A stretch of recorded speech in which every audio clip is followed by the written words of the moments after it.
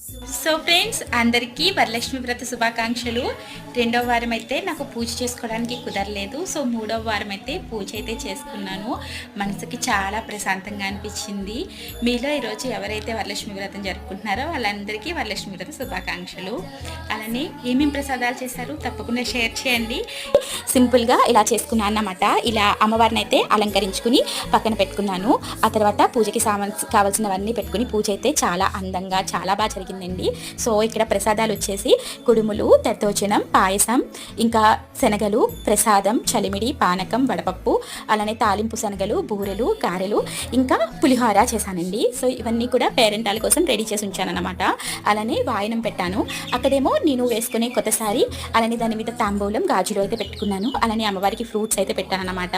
So ఎప్పుడు కూడా మనం అమ్మవారికి ప్రసాదం పెట్టినప్పుడు మంచినీళ్ళు కూడా కంపల్సరీ పెట్టాలండి. సో వాటర్ కూడా పెట్టుకోవాలన్నమాట. సో